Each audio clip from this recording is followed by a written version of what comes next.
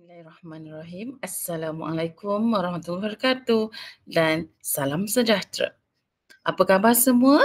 Saya harap anda semua yang menonton telah bersedia untuk belajar bagaimana menggunakan kuisis dalam kehidupan seharian kita hari ini.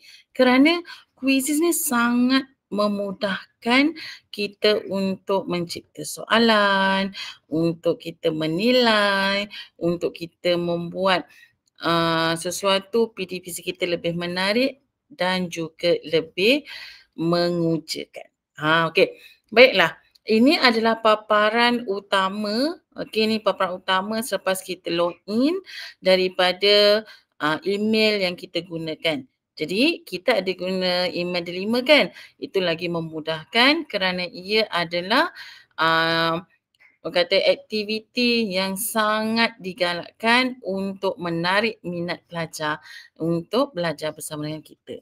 Okey, untuk kita cipta quizzes yang ada 5 aktiviti yang kita boleh buat, iaitu yang pertama assessment, yang kedua lesson, yang ketiga interaktif video, yang keempat passage, yang kelima flashcard. Okey, jadi hari ini saya akan menunjukkan bagaimana untuk mencipta assessment ataupun soalan. Okey, ada 3 cara, iaitu yang pertama daripada worksheet ataupun daripada bahan sedia ada yang kita ada. Kemudian yang kedua kita generate daripada AI dan yang ketiga kita buat secara terus dalam paparan quizzes. Baiklah, hari ini saya akan menggunakan import worksheet atau question yang mana saya akan upload bahan yang saya ada pada komputer saya lah. Jadi dekat desktop saya ni ada maklumat berkaitan dengan notasi muzik dan penghasilan muzik. Jadi kita upload terus ke dalam quizzes and then dalam masa 1 minit ia akan terhasil. Jadi dia akan upload di sini dan kita akan nampaklah adakah ia menepati dengan yang kita nak buat. Jika dah, kita terus saja generate quiz. Okey. Kurang daripada 1 minit soalan kita telah tersedia. Baiklah. Okey. Jadi dalam kita nak buat aktiviti create a new activity ni ia sangat mudah dan sangat berguna di dalam PDPC seharian. Cuba tengok. Jadi daripada bahan yang saya ada terus siap 20 soalan. Kan? Okey, bahan yang saya ada terus ada. Jadi bila tu kita tengok kat sini, okey kita boleh preview soalan kita yang pertama.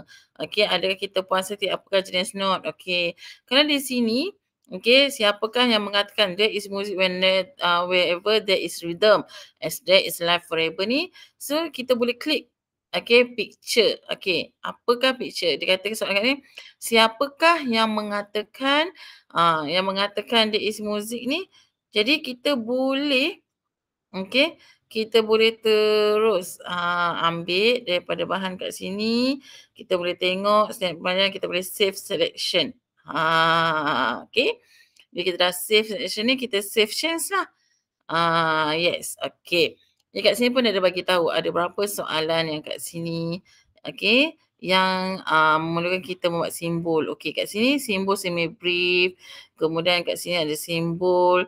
Okey, kat sini dia kata image ni tak ni. Okay, jadi tengok soalan dia. Okey, kat sini isi tempat nilai kosong. Okey, kat sini kita nak tengok kat sini nilai minim. Okey, minim. Jadi bila kita search kat sini kita dah boleh nampak kat sini minim dia. Okey, so kita bawa ke sini kita boleh minim. Okey, kat minim. Okey, ni bila dia sebut tanda rehat. Okey, kat sini tanda rehat. Kita nak tengok klik. Okey, kat sini kita boleh klik from document. Klik from document. Okey, so kat sini kita boleh nampaklah tanda rehat. Okey, tanda rehat crochet. Okey, tanda rehat crochet ini. So kita boleh kecilkan lah. Kat mana bahan maklumat yang kita perlu ada. Yang kita nak adjust supaya ia menjadi lebih kemas dan lebih baik dalam kita punya soalan. Okey, jadi bila kat sini juga kita tengok macam, tak puas hati ni, kita nak ni kan. Jadi kita boleh edit. Bila kita nak edit kat sini, kita dah nampak dah. Okey, kat sini kita nak tukar. Kita boleh tukar sama ada kita nak upload ataupun kita nak. Okey, kalau misalnya kata kita tak nak, kita ubah je lah kat sini. Okey. Jadi tadi kat sini, kita nak ubah dia, kita nak edit dia dekat mana? Kat sini kan kita punya ni. Jadi kita kat sini click from document. So jadi kat sini pula, okey macam tu kan. Buatlah. Okey, apakah simbol yang tidak dibunyikan dan dikenali sebagai tanda lihat nombor croquet. Mana ada croquet kan? Crochet. Jadi lihat separuh, lihat penuh, lihat suku, lihat 8. Jadi kita rasa, salah ni. Jadi lihat separuh, lihat 1. Okey, lihat 1 detik. Okey, lihat 4 detik. Jadi kita dah nampaklah. Lihat 2 detik. So kita dah tahu 1 kat sini kan. Kita ubahlah. Lihat 1/2 detik. Jadi bila kita dah boleh ubah terus dekat sini. So kita akan save kita punya question. Boleh review lagi sekali. Ini assessment standard pelajaran ni kita ubahlah. Kita nak buat apa tadi? Notasi. Betul tak? Kita buat notasi tingkatan 1. Jadi bila kita nak ubah kat sini kita dah boleh nampak dah. Okey, kalau kita terus nak buat, kita boleh bagi pada pelajar, kita nak start kan. Kita nak start, kita boleh ada 4. Okey, kita ada 6 mode yang kita boleh pilih. Team mode, test mode, apa semua ni.